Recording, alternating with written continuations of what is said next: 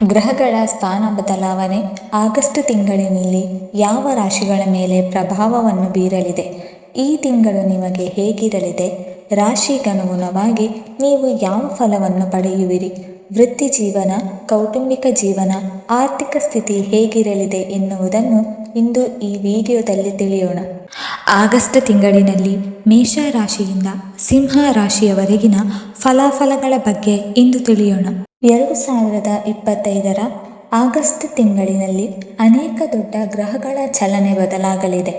ಜ್ಯೋತಿಷ್ಯ ಲೆಕ್ಕಾಚಾರದ ಪ್ರಕಾರ ಬುಧ ಆಗಸ್ಟ್ 9ರಂದು ಕರ್ಕಾಟಕ ರಾಶಿಯಲ್ಲಿ ಉದಯಿಸುತ್ತಾನೆ ಮತ್ತು ಆಗಸ್ಟ್ 11ರಂದು ನೇರವಾಗಿ ಚಲಿಸುತ್ತಾನೆ.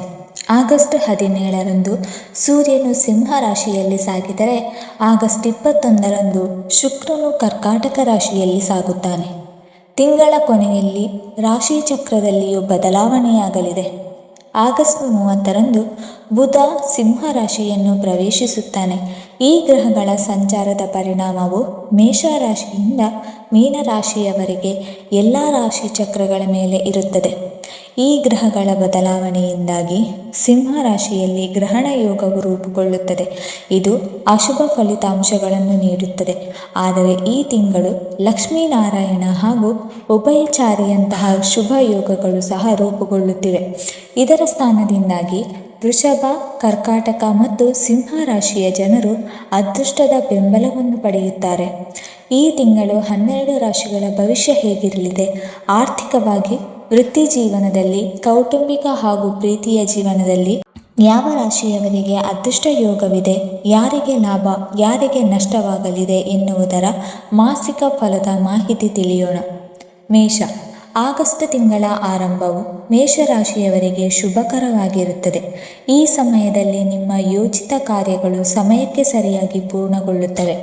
ಕಳೆದ ಕೆಲವು ದಿನಗಳಿಂದ ನೀವು ಭೂಮಿ, ಕಟ್ಟಡ, ವೃತ್ತಿ, ವ್ಯವಹಾರ ಇತ್ಯಾದಿಗಳ ಬಗ್ಗೆ ಚಿಂತಿತರಾಗಿದ್ದಲ್ಲಿ ಈ ಸಮಯದಲ್ಲಿ ನೀವು ಆ ಸಮಸ್ಯೆಗಳಿಗೆ ಪರಿಹಾರವನ್ನು ಕಂಡುಕೊಳ್ಳುವಲ್ಲಿ ಯಶಸ್ವಿಯಾಗುತ್ತೀರಿ.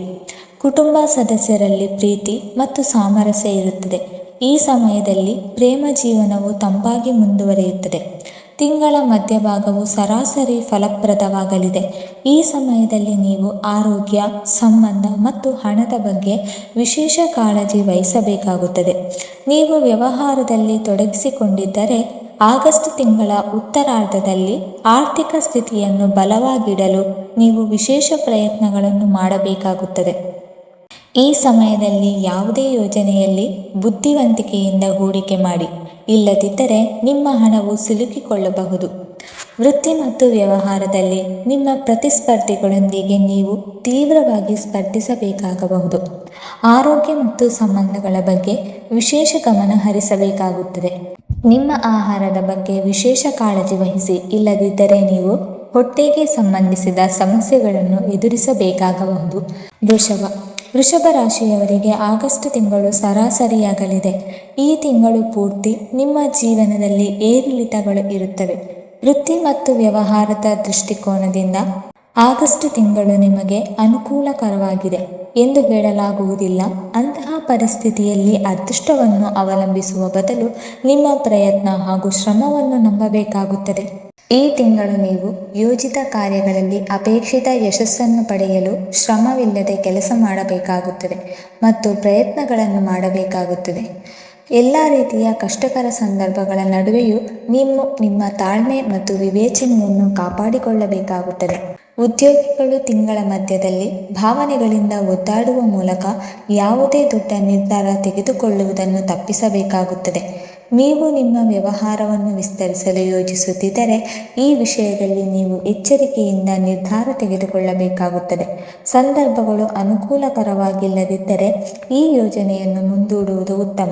ಈ ತಿಂಗಳು ಷೇರುಗಳು, ಊಹಾಪೋಹ ಇತ್ಯಾದಿಗಳಿಂದ ಸಂಪೂರ್ಣ ದೂರವಿರಿ ಮತ್ತು ಶಾರ್ಟ್ಕಟ್ಗಳ ಮೂಲಕ ಹಣ ಗಳಿಸುವ ಬಗ್ಗೆ ಯೋಚಿಸಬೇಡಿ. ತಿಂಗಳ ಉತ್ತರಾರ್ಧದಲ್ಲಿ ನಿಮ್ಮ ಜವಾಬ್ದಾರಿಗಳು ಅಥವಾ ಕೆಲಸದಲ್ಲಿ ಹಠಾತ್ ಬದಲಾವಣೆಯಾಗಬಹುದು. ಕೆಲವು ವಿಷಯಗಳ ಬಗ್ಗೆ ಕುಟುಂಬ ಸದಸ್ಯರ ಮುಂದೆ ನಿಮ್ಮ ಅಭಿಪ್ರಾಯಗಳನ್ನು ವ್ಯಕ್ತಪಡಿಸುವಲ್ಲಿ ನೀವು ತೊಂದರೆಗಳನ್ನು ಎದುರಿಸಬೇಕಾಗುತ್ತದೆ. ಮಿಥುನ ರಾಶಿ. ಆಗಸ್ಟ್ ತಿಂಗಳ ಉತ್ತರಾರ್ಧದಲ್ಲಿ ಸ್ವಲ್ಪ ಸಮಯ ಬದಿಗಿಟ್ಟರೆ ಮಿಥುನ ರಾಶಿಯವರಿಗೆ ಇಡೀ ತಿಂಗಳು ಶುಭ ಮತ್ತು ಅದೃಷ್ಟದಾಯಕವಾಗಿರುತ್ತದೆ. ಈ ತಿಂಗಳು ನಿಮ್ಮ ಬಾಕಿ ಇರುವ ಕೆಲಸಗಳು ಪೂರ್ಣಗೊಳ್ಳುತ್ತದೆ.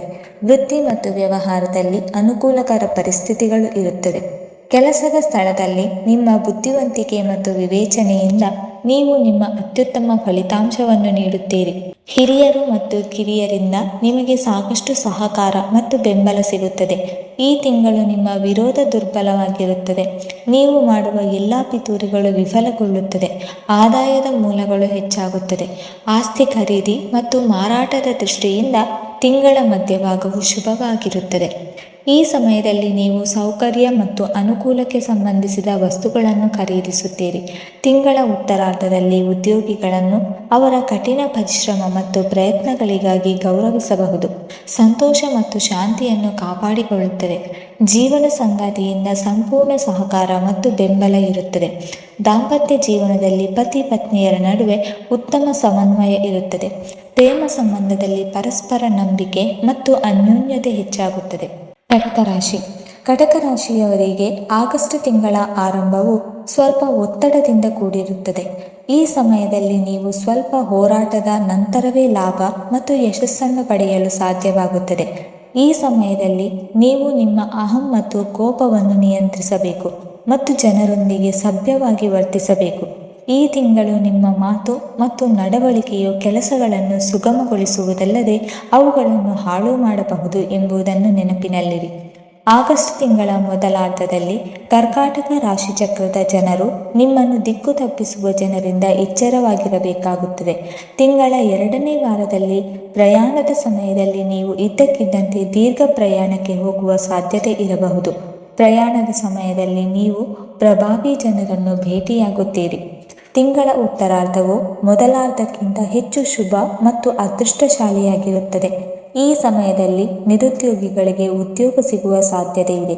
ಭೂಮಿ ಮತ್ತು ಕಟ್ಟಡಗಳನ್ನು ಖರೀದಿಸುವ ಮತ್ತು ಮಾರಾಟ ಮಾಡುವ ಸಾಧ್ಯತೆಗಳಿವೆ. ಈ ವ್ಯವಹಾರಗಳಿಂದ ನೀವು ಬಯಸಿದ ಲಾಭವನ್ನು ಸಹ ಪಡೆಯುತ್ತೀರಿ. ವ್ಯವಹಾರದಲ್ಲಿ ಅಪೇಕ್ಷಿತ ಲಾಭದಿಂದಾಗಿ ಆರ್ಥಿಕ ಸ್ಥಿತಿ ಬಲಗೊಳ್ಳುತ್ತದೆ.